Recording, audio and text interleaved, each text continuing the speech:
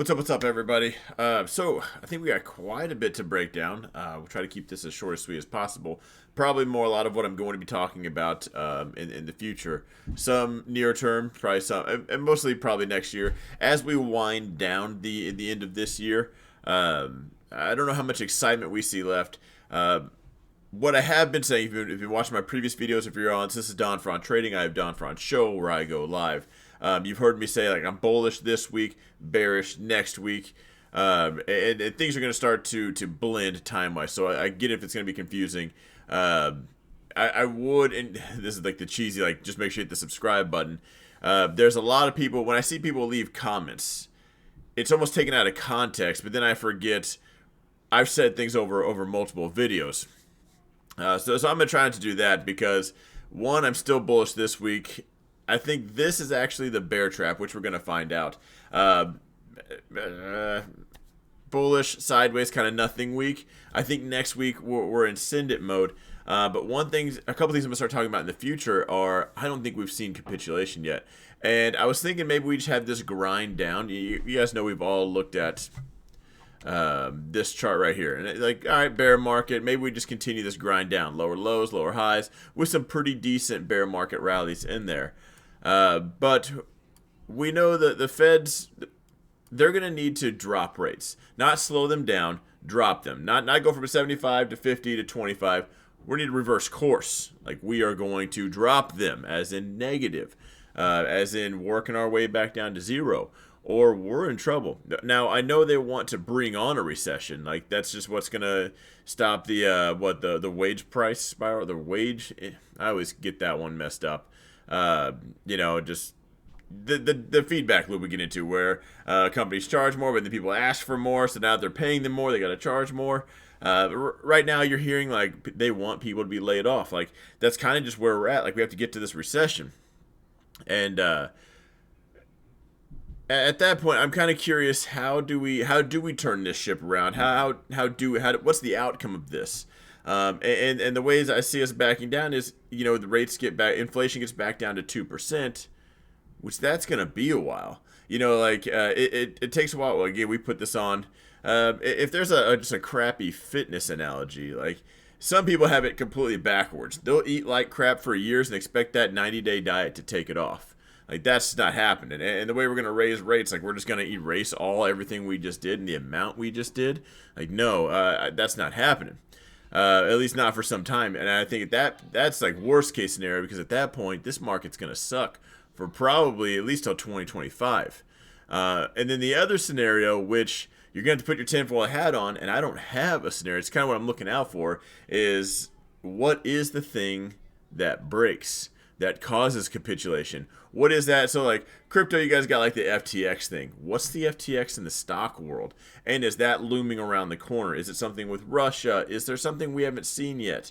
We know the auto industry is going to just get bent next year. And real quick, before I break this down, this bear trap, let me just talk about it. So here's Tesla, red day, right to the expected move, which the market did anyway. So right down there, if you saw my previous video, I did close that put today. I did actually close the call that I sold. I actually did open up another call. I sold the 200s for this Friday. But I was in the 192s, which was in the money. So I sold that one as a roll position. So I collected $900, closed it for $250. So collected $900, paid $250 to close. Then also closed that put that I was in. It was up, but still a red position. That was an airbag play. Anyway, let's talk about automotive. Because all the news today was Tesla. Oh, demand's going down. I'm surprised I didn't see the competition is coming. It was all about demand and how they have to handle this and pull things back. But here's Ford, down. Here's GM, down. NIO had a nice gap up, sent it down. The whole auto industry just gets smoked today. And I do think next year, probably January, we're going to have to see all these prices come down. So if you thought today was bad, that's coming times 10 here next year, I think. They're just gonna have to. There's too much inventory and just not a lot of people are buying. And like, people have to buy cars all the time, but like, if you've been a follower of mine for a while, like, I buy a new truck every year. I just kind of like having them. I bought one truck because I had a screw in the tire, and I just happened to be at the dealership, and I was like, man, give me another one. And then I bought my Corvette because I was getting my oil changed on my truck. All of that crap, like that's not a flex. I think people do stuff like that. That's going out the way. Like, the only people that are going to be buying cars are people that need a car. And do they get a new car? Like, used cars are kind of crazy. But first of all, do they even go get a new car? Like, people are going to be fixing what they have to just ride. Like, hey, is that check engine light? That $500 fix.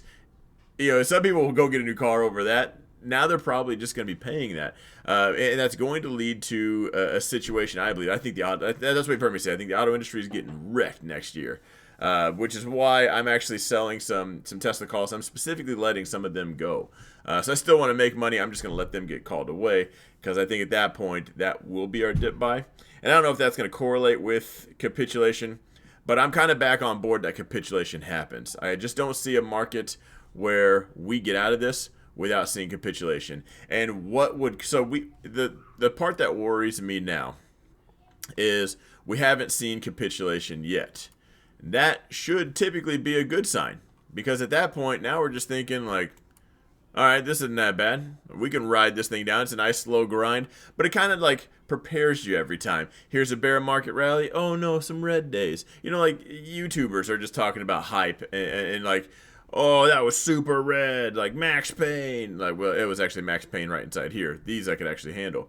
But it really warms you up before it bends you over. It gets to know your name. It takes you out to eat. It's not quite the case as some we've seen before. So why would we see capitulation now? And that's what I'm worried about. What is looming around the corner? Because every crash is different, and every time, the reason we don't have the same crash is because of we get this market crash, and then it takes us a while. All right, we figured, okay, here's the fix for it. But during that time when we find a fix, things are melting. Everyone's in panic mode, no matter what they say. Hey, calm down, we're figuring it out. Panic, it doesn't matter. But the next time, we know that fix. We know how to handle it. So what's going to happen now? And I say it because everybody keeps reverting back to 2008 or 2000. Like, we've seen that before. We know how to handle that situation. Should that arise, we already know the remedy. Like, it's fine. We might see a couple red days, but we're going to come in quick with those wrenches. So right now, I'm kind of on the lookout. It's more of a conversation piece with you guys in the comments. What do you think is going to cause this? What is going to be the chain link that breaks and surprises everyone? What's going to come out of left field and wreck these things? Because there's a lot of people that haven't sold. There's institutions playing the in and out game. They're loading up, they're getting out, and people get real worried about that. But that's just the market setting we're in. What's going to cause a full-blown meltdown? That's the conversation coming up in the future. It's not one I have. It's just one I hope to continue. Hopefully that's clear. So more immediately, why I haven't drawn it yet, but I have a feeling my thumbnail is going to be like my face and then like a picture of a bear trap. That'd be kind of cool.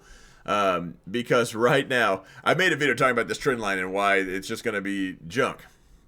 And I hope you guys get the context of that video, because I even said I don't care if this sells off right here. The context of that is the trend line shows you lower highs. Technically right now, that could be a lower high. Could also be a higher low, just depending on where you're at and which YouTuber wants to hype that story up for you. Why I think that could be a bear trap is, are we just going to go 3 standard deviations this week?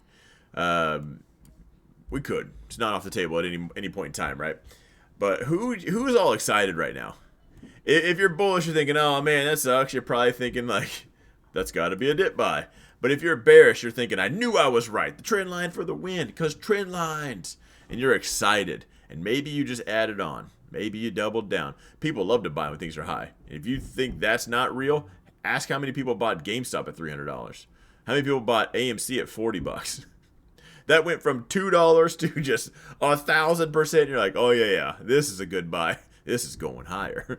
That same mentality carries over to people trading like puts. They bought puts. They're up like, oh my gosh, I don't have enough. I got to buy more. They really fail to realize where it was and where it went. They're thinking, that's going to keep going. No matter what, that's the train everyone's on. That current move is going to keep going. So it really sets us up for a bear flag. Now, this won't age very well if we do just drop down 2 standard deviations. But the chances of that, if we're playing the numbers game, again, if this is a play I'm going to take the next 1,000 times, like, Yes, I hope every one of my trades are green, but I don't actually care about my next trade. Is it green or red? Perfect. When I take 100 trades and I notice I'm losing consistently on some, I'm going to try to work that. I'm going to try to manage what I have that's in the green. Maybe I can perfect that. So when I look at this, I'm thinking this trade sets up the next 1,000 times. I'm probably going long right here. I'm going to play the higher low. We got this trend. It's setting up to be obvious. And then they're setting up the bear trap. They get all the bears excited, creating that bearish liquidity just so everyone can come in and just sell. Now, when they sell, someone's going to buy. If I want to buy a big position because I am a market mover, there's a difference between a market mover and a market maker. Again, market maker, they're the playing field. Market movers, institutions, not you and your Robinhood account. That's on the other side of the field. Market makers, they're the field. But if I want someone to sell me their shares, so maybe it's a sell to open, whatever it is, I want that sell side activity. I got to get it hyped up. You got to keep that ball rolling. Again, you got to dangle that carrot in front of their face. I know this is tinfoil hat for some of you guys. I've just been doing this for a while, and if you guys can provide a clearer picture, I'm all ears. I really am. But right now, this is how I trade. This is how I make money. And right now, I did take some bullish plays today. First, as far as my plays go, first of all, that Apple went off. Now, I'll talk about the plays I talked about in my mentorship group. That alert went off. I shorted Apple. And it was just a fantastic trade. Right at the open, boom. I went short, sells off, boom. I already closed it. Sold calls. It dropped back down, so I already closed those. I went long the dollar this morning. I was not expecting that move. I'm going to short the dollar if it ever stops out. So I went long US CAD, short the Euro USD. Euro USD actually added on. So I have a few positions. And it was like periodically throughout the day. I don't usually trade Forex on a smaller time frame. Someone just asked me in the chat, hey, where are you trailing this at? I didn't even know it was already up. Like, I don't really babysit. Anyway, so every time I just peek in, he'd say something. I'd put it 20 pips away. Shoot up again. All right, 20 pips away. Each time I thought I'm probably going to tag out. It just kept going, just like now. I haven't even tagged out yet.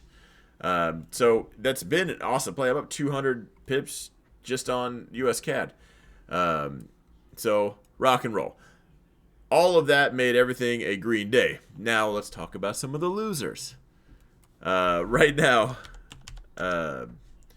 not a fantastic one. So I actually bought this with some wiggle room. And today I was like, you know what? I'm going to be done. So this did stop out. This was just dumb. As soon as it broke this, I even gave it this wiggle room down here. So I stopped out at 166.85. So that was a trade I was in. It just ended up, being an L. Imagine still bag holding that. Whew. That sucks. I don't really play the what if game when I look back, but I gotta admit it sucks a little bit when you stop out and watch that thing go to the moon. You're like, huh, I took that a little personal. Who was paying for order flow that day, and why did they want to attack me? Anyway, that was a loser. Now, I did sell some oil puts.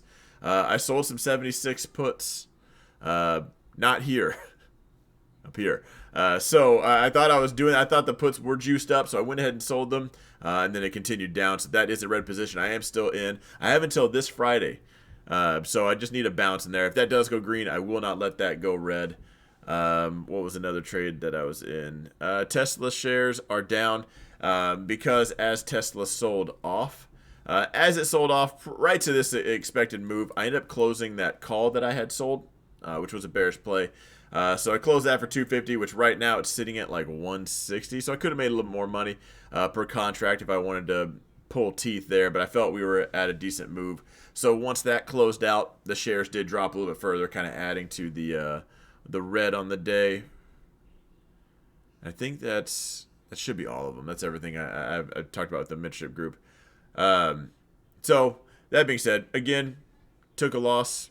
Did you guys notice how we took a loss and we just moved on? There's no management there. I'm just going to keep repeating that a lot because the one thing the YouTube world just isn't harping on enough is you don't manage a red trade. You roll the dice, it goes red, that's that. You manage the green. Hey, how can I make the most in a trade that's working for me? Some of you guys with this bullshit of, it's not a loss until you lock, or what is it? You can't go broke locking in your profits. You lock in $5 and bag hold some crap down to the floor. Like, yeah, you can go broke because your habits suck. And you copied some stupid saying that sounded cool in your head. You have no idea what you're doing, and then you lost money. So if there's like a quick adjustment I can make to your account, it's to stop saying that right now. Learn how to manage risk appropriately. Because, you can't go broke locking in profits, but you can surely give up a lot of profits with some bad habits. Like, why don't you just bag hold the winners. That same YouTuber that will tell you that crap will tell you, don't guess the bottom, but guess that top right now. Yeah, just F it. Yeah, go ahead and sell. Oh, you're green? Sell it. Who cares? Why not? Oh, it's working in your favor? We don't actually want that. Go ahead and lock that thing in. Don't be silly. All right. Anyway, long-winded way to say hopefully tomorrow's a bear trap. Everything right now, Tesla just outside the expected move in a zone. If we go to the expected moves, IWM is actually outside. QQQ bounced off of it for now. SPY, well, we're here. So if we go to the daily, we're closing right at it. If it showed the extended hours. So again, last week we did the same thing. Check mark. We sold off sideways, sent it. So maybe we get to that same move. Oh, I sold some 396 SPY puts. So once they sold off, I collected 300 or not 375. I collected $75 on them. So I just need SPY to stay above 396. That's all I need to do by Wednesday. At that point, that'll be 100% gain on those. If those do, I will let them. I'll just exercise them. Probably sell some at the money calls to get rid of them by Friday if we get a bounce, hopefully. So that being said, I'm gonna wrap it up here, I guess. Yeah, if you want to join the mentorship, all that, just that's the teachable link down below. That's the trading suite, so that's lifetime access. If you like that, but if you're more of a monthly, you want to try it out, that's the Patreon link. But that's all the plays. I am talking about these before I get in them. There's a difference. Yeah, I gotta say, I think that's. I know people are probably already exiting. I feel like there might be one more. If we do break this, so it was 674 was the expected move. So let's just add that on here real quick.